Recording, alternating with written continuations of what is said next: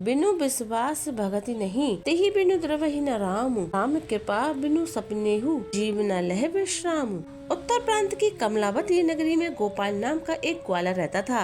न वह पढ़ा लिखा था और न उसने कथा वार्ता सुनी थी। दिन भर गायों को जंगल में चराया करता था। दोपहर को उसकी स्त्री छाक पहुंचा दिया करती थी। गोपाल सीधा सरल और निश्चिंत था। उसे राम नाम जपने की आदत पड़ गई थी, सो उसका जब वह सुबह शाम थोड़ा बहुत कर लेता था।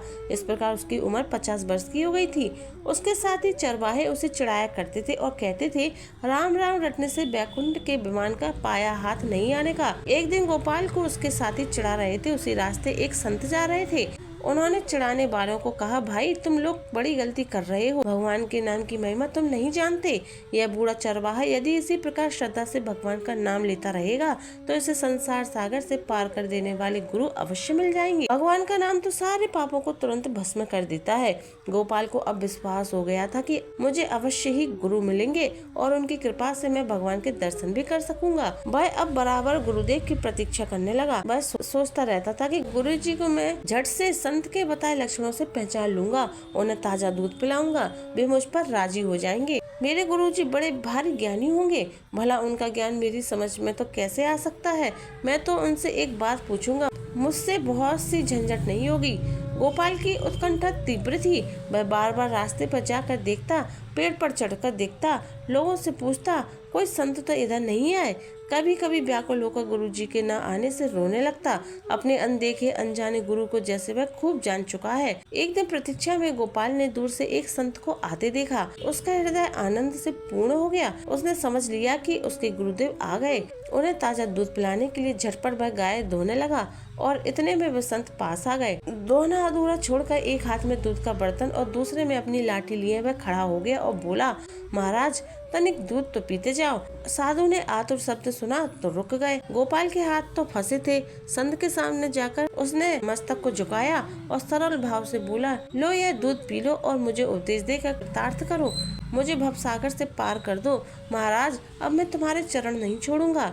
दूध का बर्तन और लाठी एक और रखकर गोपाल संत के चरणों से लिपट गया। उसके नेत्रों से झरझर आंसू गिरने लगे। संत एक बार तो यह देखकर चकित हो गए, फिर गोपाल के सरल भक्ति भाव को देखकर उन्हें बड़ी प्रसन्नता हुई। उन्होंने गोपाल से घर चलकर स्नान करके दीक्षा लेने को कहा।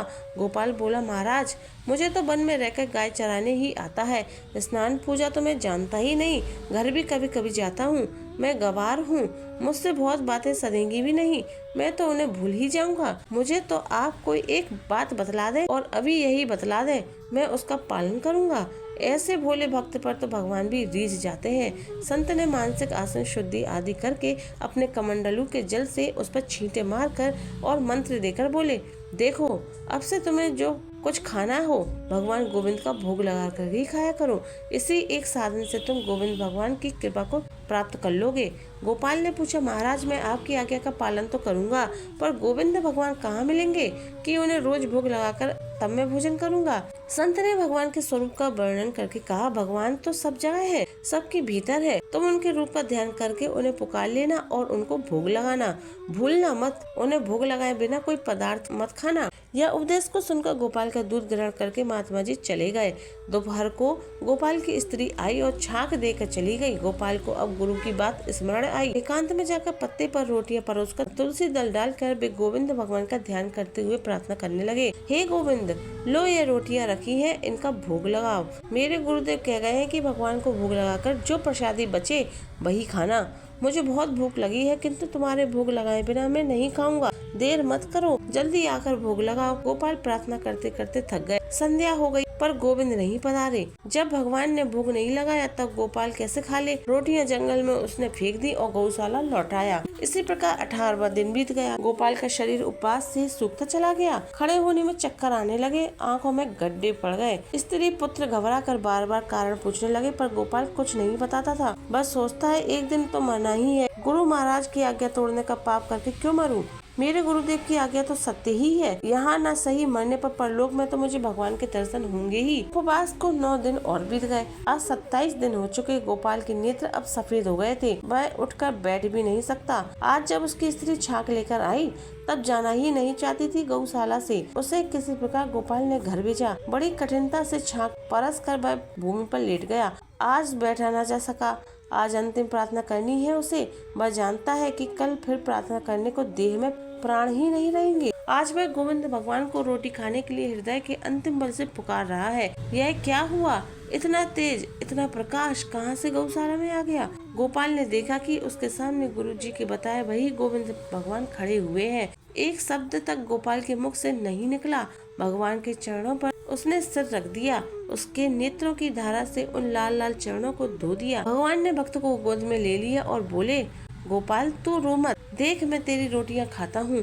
मुझे ऐसा ही अन्न प्रिय है। अब तू यहाँ से घर जा। अब तुझे कोई चिंता नहीं। अपने बंधु बांधवों के साथ सुखपूर्वक जीवन बिता। अंत में तू मेरे गोलोक धाम आएगा। भगवान ने उसकी रोटियां खाई और उसके लिए प्रसाद छोड़कर अंत ध्यान हो गए। गोपाल ने ज्यों ही उस प्रसाद को ग्रहण किया, उसका हृदय आनंद से भर गया। उसकी भूख, प्यास, दुर्बलता, थकावट सब क्षण भर में चली गई। आज 27 दिन के उपवास की भूख, प्यास और दुर्बलता ही दूर नहीं हुई, अनंत काल की दुर्बलता दूर हो गई। जय श्री हरि।